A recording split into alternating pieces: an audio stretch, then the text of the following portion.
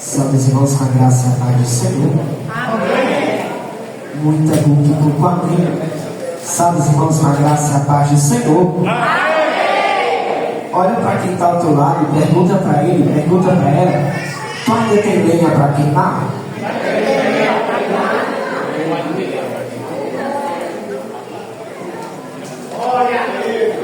Gostaria que os irmãos abrissem as nossas Bíblias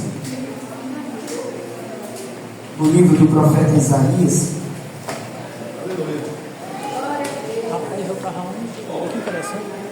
Livro do profeta Isaías, capítulo 6.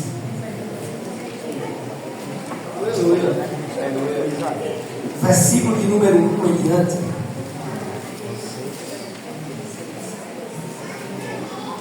Livro do profeta Isaías, capítulo 6, versículo de número 1 em diante. Aqueles que encontraram, me confirmem com amém. Amém. Que escrito está: no ano em que o rei Uzias morreu, eu vi o Senhor sentado no trono alto e elevado. O seu manto se estendia pelo templo inteiro, e em volta dele estavam serafins. Cada um deles tinha 6 asas. Quantas asas? 6. Com 2 eles cobriam o rosto, com 2 cobriam os pés, e com as outras 2 eles voavam. Eles diziam em voz alta uns para os outros: Santo, Santo, Santo é o Senhor Todo-Poderoso. Aleluia. Pois a sua presença gloriosa enche o mundo inteiro. Aleluia. Feche os seus olhos, curve a sua cabeça. Senhor meu Deus e meu eterno Pai, Deus, não anulando, Senhor, a oração do teu servo que já foi feita pela minha vida, mas como de costume te pedir para que o Senhor possa estar me usando mais uma vez. Eu te peço, meu Pai, para que nesse instante o Senhor seja comigo, pois eu sei que sem ti nada posso, nada tenho e nada faço. Pois eu acredito e tenho a certeza que é para ti, por ti e por meio de ti. Então, Pai, me usa e continua neste lugar, para a honra e para a glória do teu nome. Aqueles que creem e concordam, vai dizer amém. Podem tomar os nossos assentos.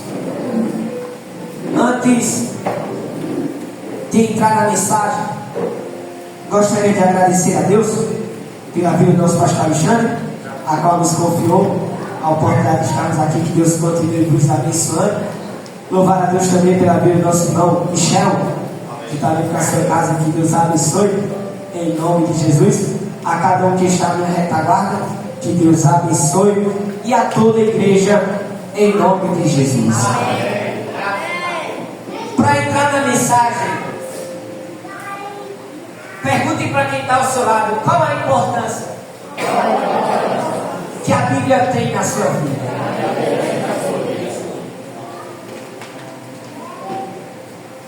A Bíblia, sem dúvida, é o instrumento que nós temos de mais valor nas nossas mãos. Não valor em dinheiro, mas a riqueza que a Bíblia carrega é algo que não tem tamanho. Porque para onde eu vou, eu gosto de dizer isso, que até a gente estudando um pouco sobre a Bíblia, a introdução da Bíblia, a estrutura da Bíblia, Deus, ele tem algo para falar para mim e para você. Me prova, Bíblia, é simples. A Bíblia, no original, ela é dividida em 2 partes. Quantas partes? 2. Quantas partes? 2. Velho Testamento e Novo Testamento. No Velho Testamento a gente vai ler acerca de profetas. E esses profetas, eles anunciavam a vida de um homem. Só que esse homem não seria qualquer um. Esse homem seria filho de Deus. Ele viria sobre a terra para operar milagres e maravilhas, para salvar, liberar graça, liberar misericórdia e trazer a salvação para a humanidade. E Isaías era um desses que proferia e anunciava a vida do Messias. Aleluia. No Velho Testamento inteiro a gente vai ler acerca do Messias. E no Novo Testamento isso vai ser concretizado. Porque nós vamos ler acerca de um homem por nome de Jesus Cristo de Nazaré. Aleluia. Que aos seus 30 anos de idade ele começa o seu ministério. Ele cura, ele liberta, ele salva e ele faz milagres e maravilhas. Só que sabe, como todo mundo, a gente é dividido em duas classes de pessoas: aquelas que acreditam e aquelas que desacreditam no meio do teu ministério.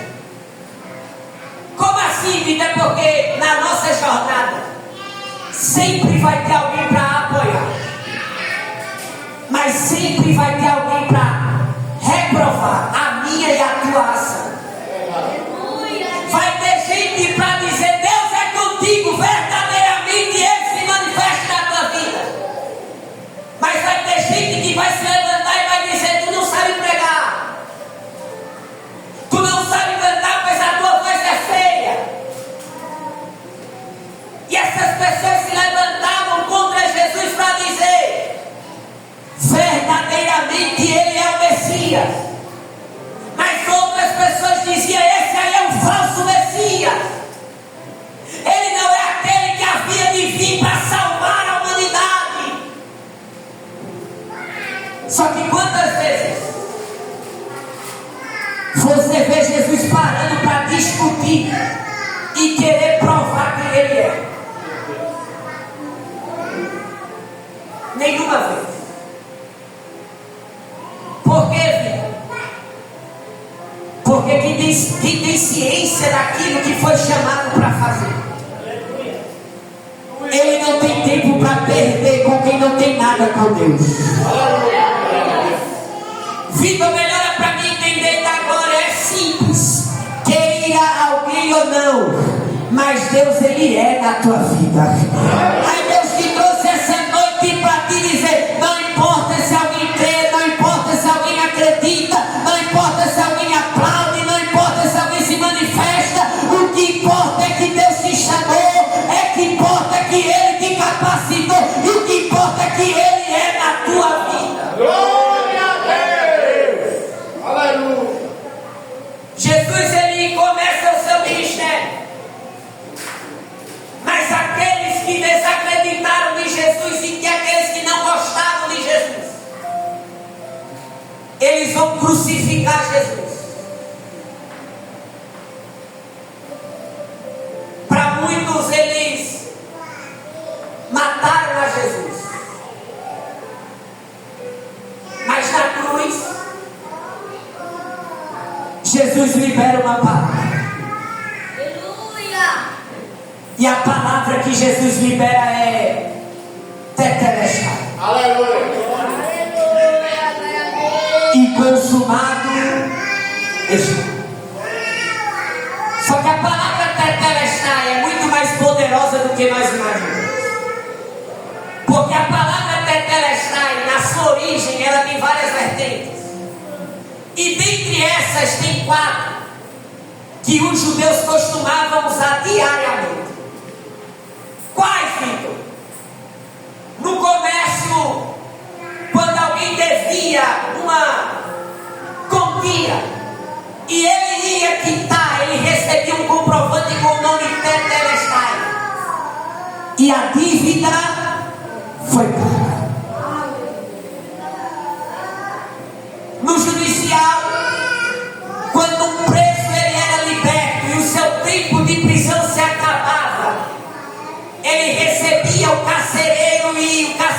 dizia: Tetelestai.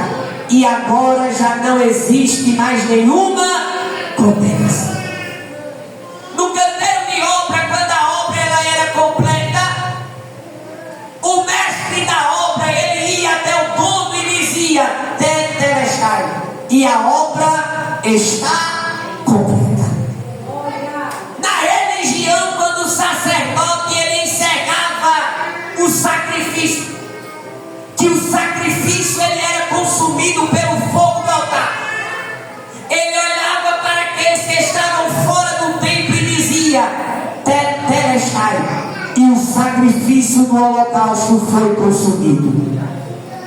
Jesus, quando ele está na cruz, ele vai liberar Tetelestai.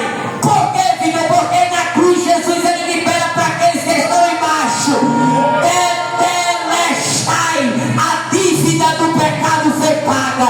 E agora já não existe mais nenhuma condenação. Porque a obra foi completa. Porque o sacrifício do holocausto foi consumido.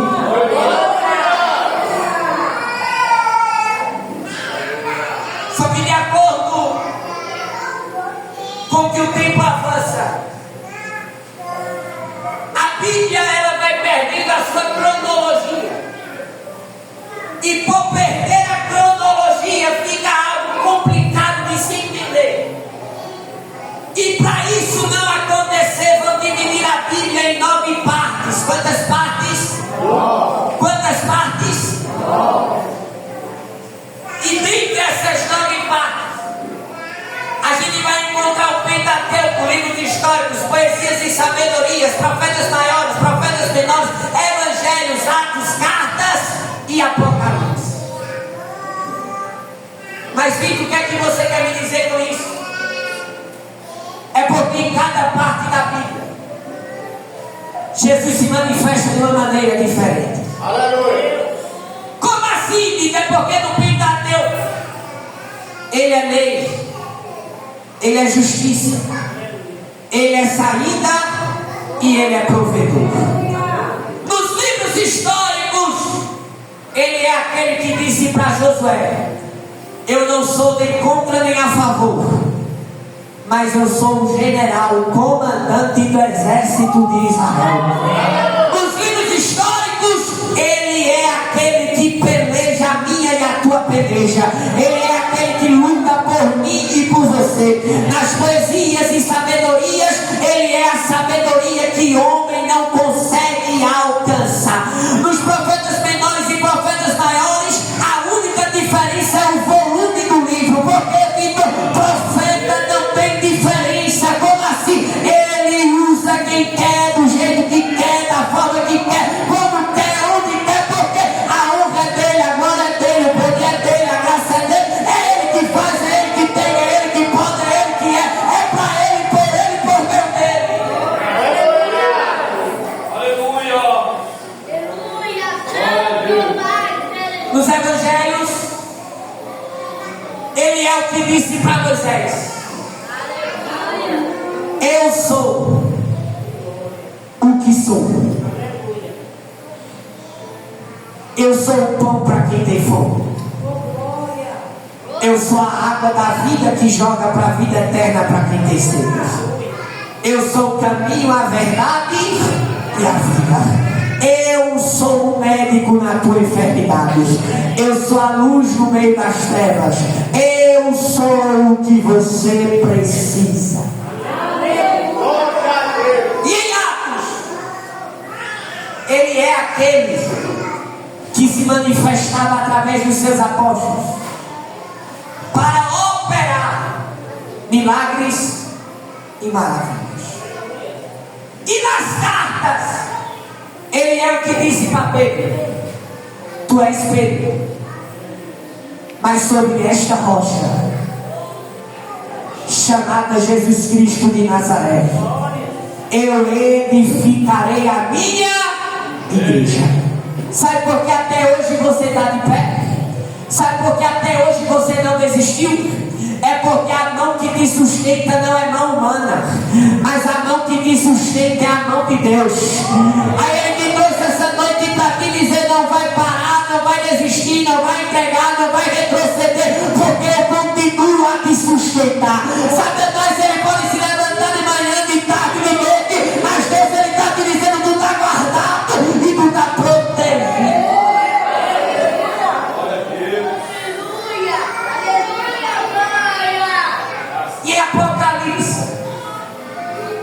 Ele é o quê? Ele é início, ele é fim, ele é alfa, ele é ômega. Já parou para pesquisar ou até mesmo estudar o que é alfa e o que é ômega? Alfa e ômega são a primeira e a última letra do alfabeto hebraico. Mas filho, o que é que eu aprendo com isso? É simples. De Deus pertence a primeira palavra, mas é dele que também provém a última palavra. Não, você não quer, eu vou levar de volta para casa. O Senhor está te dizendo: a primeira palavra é minha e a última também. Então o médico não determina teu final, o homem não determina teu final. É quando eu quero e do jeito que eu quero. Eu faço o impossível acontecer, o incompreensível acontecer. Eu trabalho da maneira que eu quiser. Ele é início, ele é filho, ele é alfa, ele é ômega, ele é o cordeiro que morreu, o leão que ressuscitou. Ele é aquele que a igreja almeja, espera, e ele é aquele que é dono da igreja. A Bíblia, ela é tudo que eu e você precisa. Tem gente que quer se utilizar de várias outras coisas, mas eu aprendi que o que traz sustento para mim e para você ainda é a palavra de Deus. Mas sem perda de tempo, Isaías capítulo 6, o versículo 1. Isaías, ele começa a escrever e ele vai dizer: no ano em que morreu veio Zias, eu vi o Senhor assentado sobre o seu alto e sublime. Quem morre? Uzias. Quem é Uzias? Uzias, ele era rei de Judá, rei de Israel. E ele governou durante 20 anos. Durante quantos anos? Durante quantos anos? E a boa parte do reinado de Uzias foi o reinado bom, porque trouxe paz, trouxe vitórias, trouxe conquista. E com isso o povo amava Uzias, o povo admirava Uzias. Só que chega um determinado momento que Uzias pensava que as suas conquistas era por causa da sua força, era por causa da sua experiência, era por causa do seu poder. Só que Deus, ele vai observar isso e vai dizer: não, o povo só ganha porque eu estou na frente. O povo só conquista porque eu estou na frente. Você sem mim não é nada. E o que é que Deus vai fazer? Deus vai pôr em Uzias uma lepra. E naquela época nós entendemos e sabemos que a lepra não tinha cura. Era pegar e morrer. E no 20º ano do seu reinado, Uzias, ele vem a falecer. E nós entendemos que quando o rei morre, duas coisas ficam vazias. Quantas coisas? Quantas coisas? O trono e a coroa. Trono fala de honra, coroa de majestade. Isaías, ele estava dizendo: o trono da terra está vazio e a coroa da terra está desocupada. Mas quando eu olhei para os céus, eu vi o Senhor assentado sobre o seu alto e sublime. O trono da terra está vazio, mas o do céu céu continua ocupado. A coroa da terra está desocupada, mas a do céu continua com todo. Filho, eu não estou entendendo, é porque o poder da terra é passageiro. Majestade da terra é passageira, mas o poder dos céus prevalece. A majestade dos céus prevalece.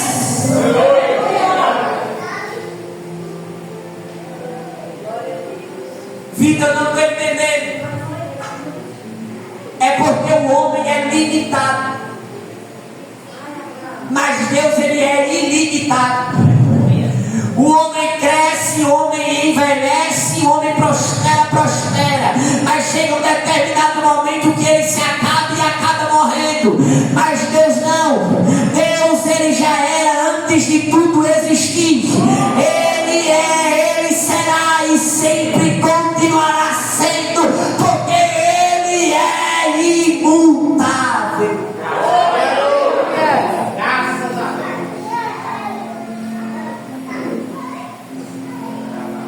Só que entenda, o período que Israel está vivenciando não é um dos seus melhores. Por quê, filho? Porque o período é de luto, o período é de dor. E a ciência, ela vem nos comprovar que uma das piores dores psicológicas é a dor da perda. É saber que você vai acordar no outro dia e aquela pessoa que você tanto amava não vai estar mais ao seu lado. E me diga uma coisa, como é que você se sente quando perde alguém? Qual é a sensação que você sente quando alguém que você ama acaba partindo para outro lugar? Dói, não dói? Machuca, não é?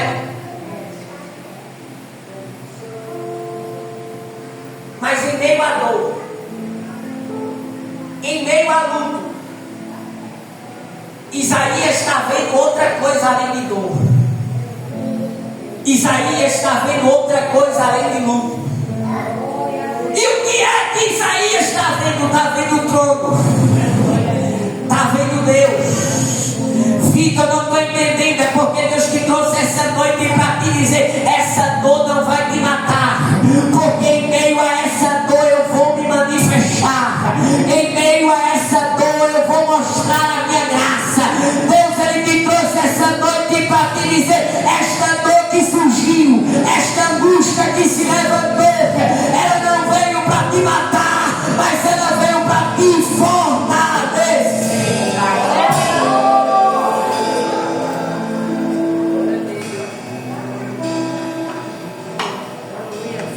E às vezes a gente questiona a Deus: por que é que eu estou passando pelo que eu estou passando? Se eu estou exatamente aonde Deus quer que eu esteja? Por que é que a dor veio? Se o que eu estou fazendo é a vontade de Deus? Chegou o tempo que eu também me questionei. Chegou o tempo que eu também me perguntei: por que é que eu estou passando por isso se eu estou fazendo a vontade de Deus? Para que a dor? Para que o sofrimento? E eu comecei a olhar para trás. Aí foi quando Deus me fez uma pergunta. Me diga uma coisa: você é a mesma pessoa de lá de trás? E eu disse: não, eu estou diferente. Aí Deus olhou para mim e disse: é porque a situação que você enfrentou lá atrás, ela não te enfraqueceu, mas ela te deixou mais forte. Aleluia! Aí Deus disse: porque soldado eu não preparo antes do alistamento, nem muito ou menos no alistamento. Mas soldado de verdade, eu preparo no meio da batalha. Porque então soldado forte não é o que fica no meio do campo, mas é o que consegue ir para o campo, batalhar, lutar e vencer e voltar para casa. E o Senhor me trouxe essa noite para te dizer: essa situação não veio para te enfraquecer, mas essa situação veio para te fortalecer.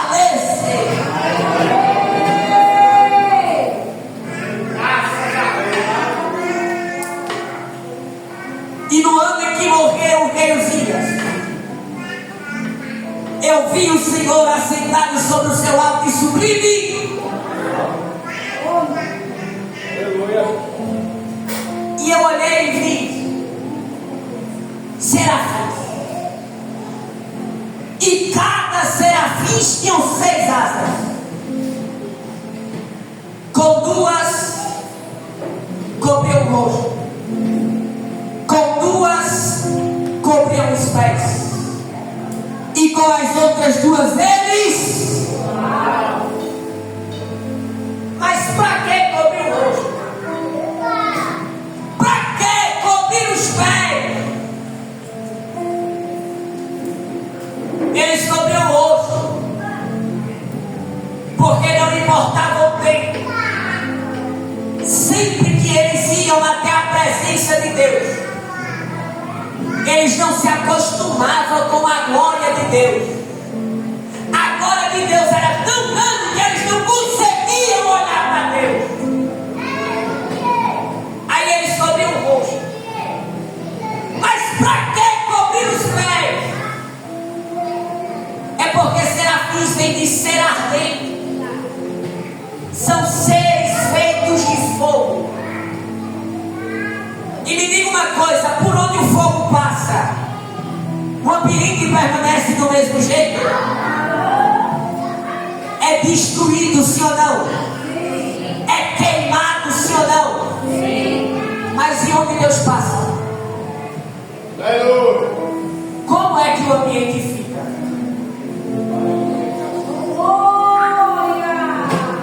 Jesus passou na sepultura de Lázaro, e aquele que estava morto ganhou vida. Jesus passou no tanque de Betesda, e o paralítico que estava lá há 38 anos ficou de pé. Jesus passou na casa da sogra de Pedro, e a mulher que estava enferma foi curada. Jesus passou na tua casa, e a bagunça que existia já não existe mais. O perdido que existia já não existe mais. A perdida que existia já não existe mais. Porque Deus, aonde chega, Ele chega com mudança. Vitor, porque eles cobriam os pés? Porque um olhava para o outro e dizia: nós não somos dignos de pisar aonde ele pisa. Porque onde a gente pisa tem destruição, mas aonde ele pisa, maravilhas acontecem.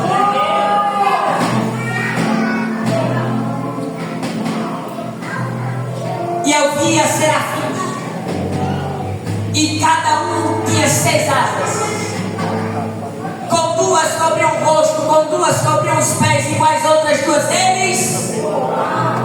E um dizia para o outro: Santo, Santo, Santo é o Senhor Todo-Poderoso, pois a terra está cheia da sua.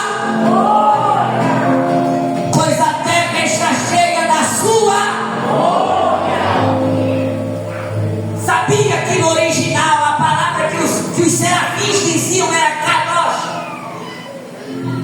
E Kadosh, ele tem o significado de santo. Só que entenda que os serafins, eles não vão falar por uma vez. Eles não vão repetir 2 ou 4 vezes, mas eles vão repetir 3 vezes. Porque um olhava para o outro e dizia: o Pai é santo, o Filho é santo e o Espírito é santo. O Pai é santo, o Filho é santo e o Espírito é santo. Eu vou continuar até você entender da glória. O Pai é santo, o Filho é santo e o Espírito é santo. E na voz do que clamava, o templo se enchia de fumaça, e o seu manto se estendia pelo templo inteiro. Sabe o que é fumaça? É graça. Sabe o que é fumaça? É poder de Deus. Porque no ambiente que tem adoração tem graça. No ambiente que tem adoração tem poder de Deus. Já percebeu que tem dia que adorar fica tão difícil? Já percebeu que tem dia que para a gente expressar a nossa gratidão a Deus fica tão complicado? A gente chega na casa de Deus e fala: hoje eu não consigo nem abrir a boca. Hoje a minha vontade é de voltar para casa e somente. Sabia que tudo que Satanás quer é paralisar a tua adoração? Por quê, filho? Porque quando Satanás estava no céu, Deus deu a ele o privilégio da adoração. Por onde Satanás passava, ele adorava a Deus. Só que quando ele é expulso do céu, Deus retira dele o dom da adoração. E Deus, Ele não vai começar a procurar nos céus adoradores, mas Ele vai começar a procurar na terra adoradores. E o questionamento é: a quem é que eu vou entregar o dom da adoração? Mas sabe para quem Deus olhou? Deus olhou para mim. Deus olhou para você e disse: eu já sei a quem eu vou dar o dom da adoração. E sabe, a adoração ela é tão poderosa que enquanto eu adoro fraco, eu sou fortalecido. Que enquanto eu adoro precisando de provisão, Deus ele prove aquilo que eu preciso. Enquanto eu adoro precisando de uma causa, Deus ele vai lá e age por mim. E Deus ele me trouxe essa noite para te dizer: enquanto você adora, eu faço. Enquanto você adora, ele trabalha.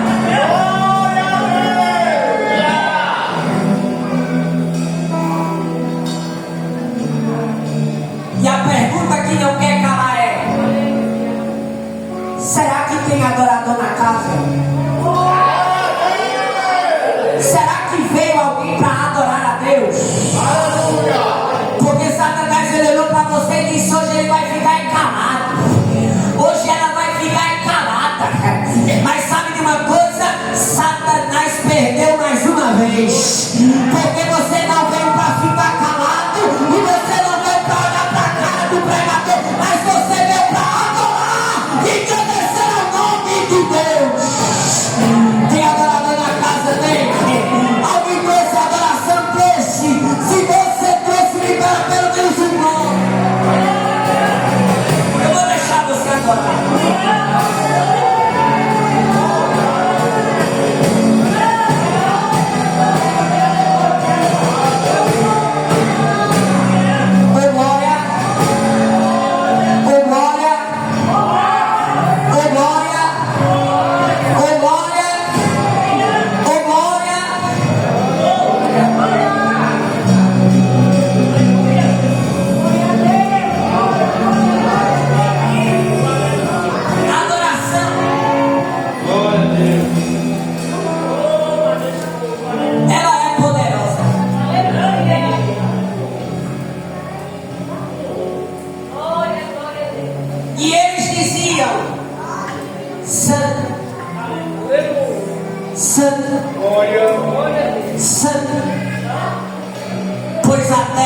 está cheia da sua glória. Isaías, ele não vem nos apresentar um momento, algo que é hoje, mas não é amanhã. Isaías, ele vem nos apresentar uma constância. Porque adorador que é adorador de verdade não precisa de culto para adorar. Adorador que é adorador de verdade não precisa de 4 paredes para adorar. Adorador que é adorador de verdade não precisa só da noite para adorar. Ele adora de manhã, ele adora de tarde, ele adora de noite, ele adora na escola, ele adora na faculdade, ele adora no trabalho, ele adora em casa. Aonde ele estiver, ele adora.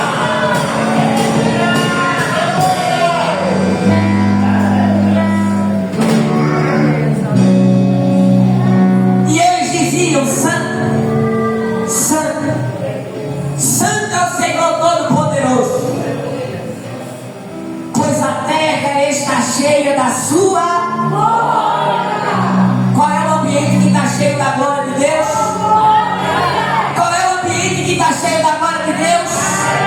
Uma glória tão poderosa que Deus serafins conseguiram imaginar, ou até mesmo compreender, ou até mesmo se manifestar. Tem glória aqui. Tem glória na tua casa. Tem glória no teu trabalho. Porque aonde tem adorador, Deus está presente. Aonde tem adorador, tem glória, tem graça, tem poder. Aonde tem adorador, tem manifestação do céu.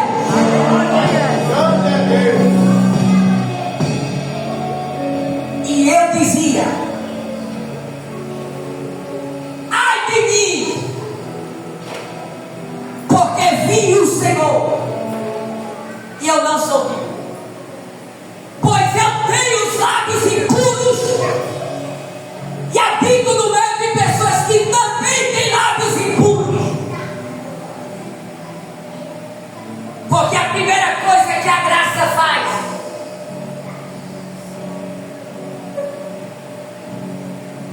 é fazer com que eu e você reconheçam os nossos erros.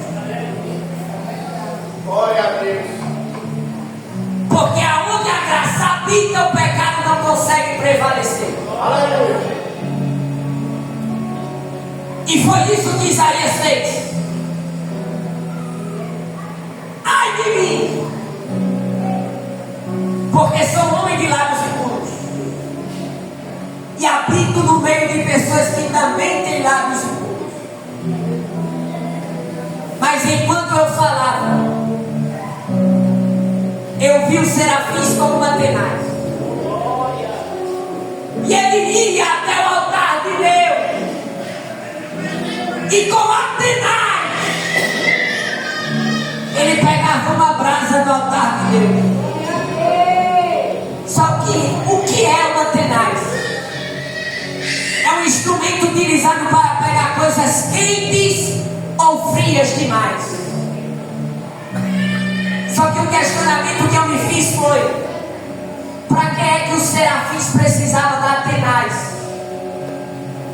Para pegar uma brasa, se ele era feito de fogo.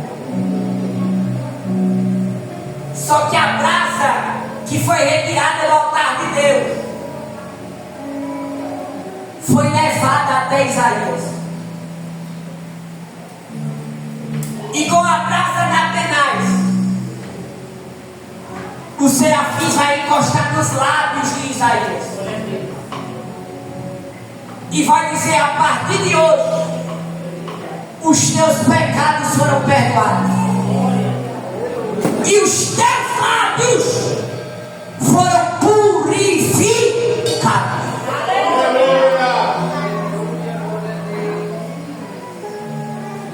Isaías, ele experimentou o que os serafins não conseguiam experimentar. Isaías experimentou aquilo que outra pessoa não conseguiu experimentar. Vitor, eu não estou entendendo. É porque os céus me mandam te dizer: se prepara, porque você vai experimentar o que outra pessoa não experimentou. Você vai vivenciar o que outra pessoa não vivenciou. Não, você não quer, eu vou levar de volta para casa. O Senhor está te dizendo: aquilo que eu preparei para você é inimaginável. Aquilo que eu preparei, olho não viu, ouvido não ouviu, e nem sequer subiu ao coração do homem. Porque o que eu preparei para você é algo extraordinário.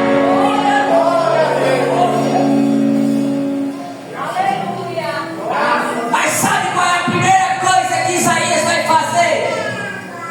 É mostrar a sua incapacidade, é mostrar a sua impureza e dizer: eu não sou digno. E sabia que é isso que a gente faz?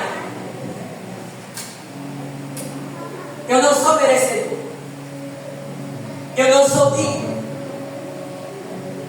Quando Deus me chama, a gente fala: como se eu não sei pregar, eu não sei falar, eu não sei cantar. E foi a mesma reação que eu tive quando os céus olhou para mim e disse: é você que eu quero usar como profeta, como pregador.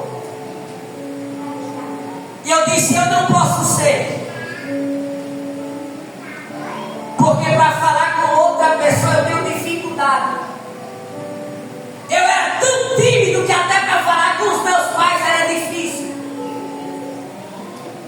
Mas aquilo que existia sobre a minha vida era uma palavra. E uma palavra direcionada por Deus. E eu não entendia como vai ser. Até que Deus me fez entender uma coisa: que nunca é sobre nós, mas sempre é por Ele.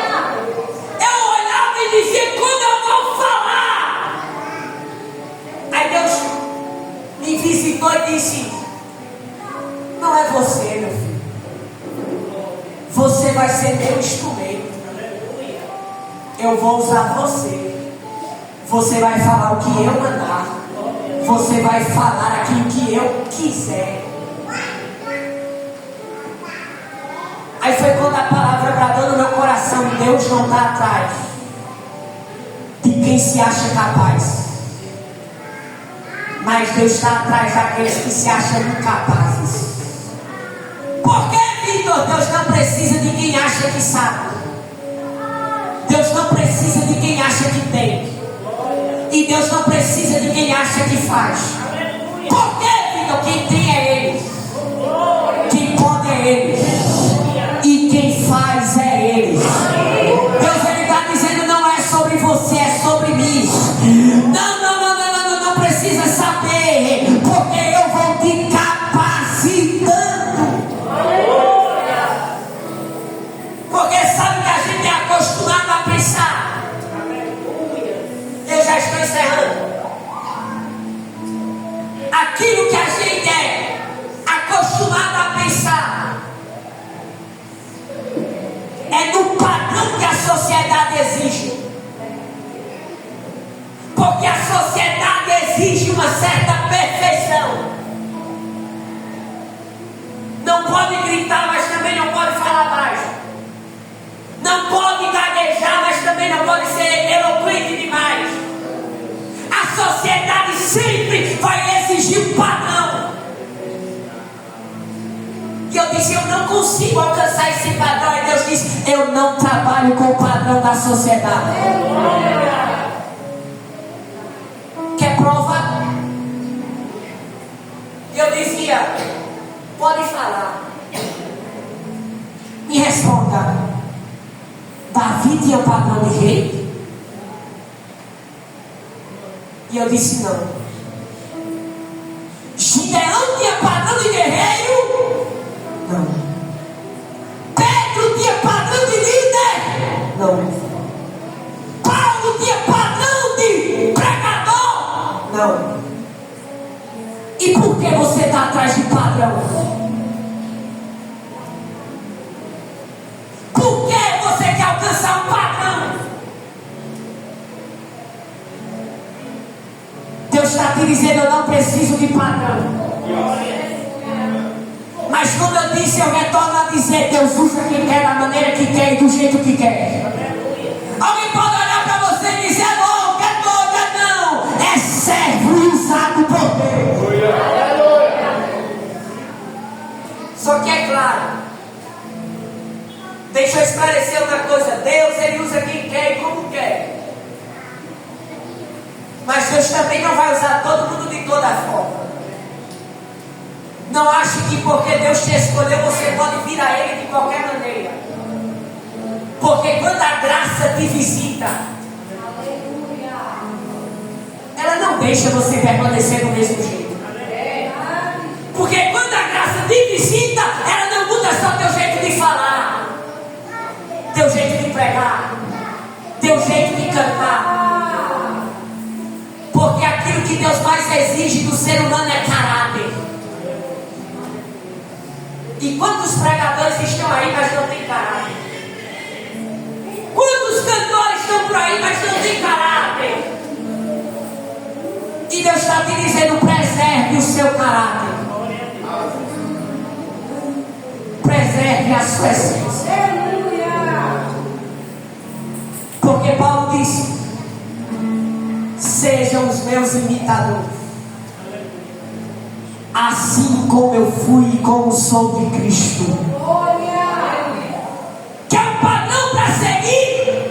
Não siga o padrão da sociedade, mas siga o padrão que Deus colocou na tua vida. E qual é? Santidade.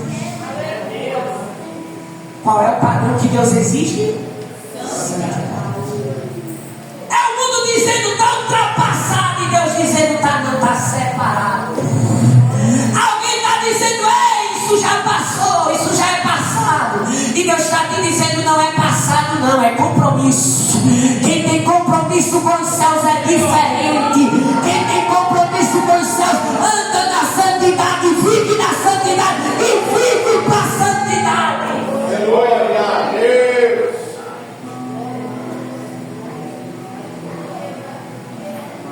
E quem é separado,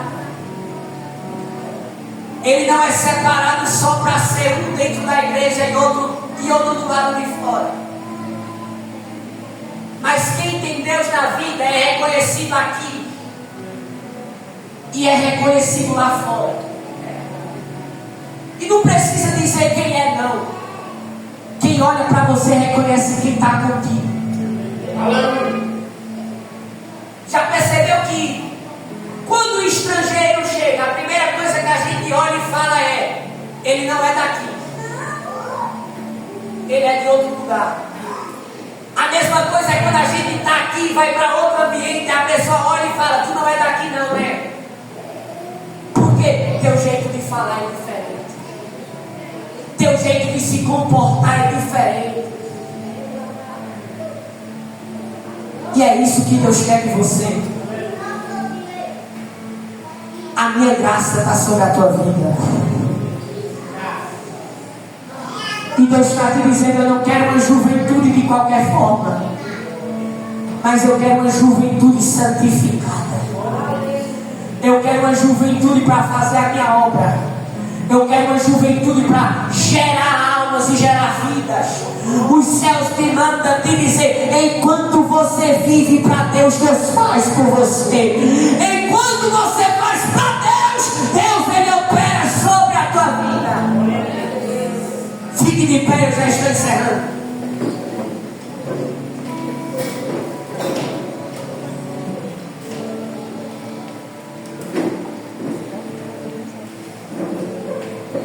E Deus, Ele vai fazer uma pergunta: quem eu enviarei? E quem irá após nós? A Isaías, ele levanta a mão e fala: envia-me a mim, pois eu estou disponível. E a pergunta que eu quero te fazer é: você está disponível para os céus essa noite? Você está disponível para Deus? Deus ele está dizendo, chegou o momento de você deixar eu andar contigo. Chegou o momento de você deixar eu fazer na tua vida. Mas Vitor, eu estou bem, aparentemente, você aparenta estar bem. Mas Deus está te dizendo, eu conheço o teu coração. E eu conheço muito bem o que se passa aí dentro. E Deus ele está te dizendo, eu só quero disponibilidade. E o resto, você vai ver o que eu vou fazer na sua vida. Aleluia. Pergunte para quem está ao seu lado, você está disponível para Deus essa noite? Não, pergunta com convicção, pergunta para ele, você está disponível para Deus essa noite? Porque Deus está te dizendo, a partir de hoje, os teus dias serão diferentes. A partir de hoje, a tua vida será diferente. Por que, filho? Porque Deus está te dizendo, aquilo que está te visitando é a minha graça. Aquilo que está te visitando é o meu poder. Glória.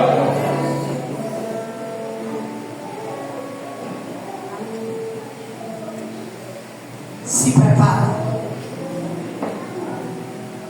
para viver o sobrenatural do Senhor. Você crê nesta palavra? Amém. Você acredita nesta palavra? Aleluia. Se você crê e acredita, libera pelo menos um glória. E eu agradeço a Deus por esta terrível oportunidade.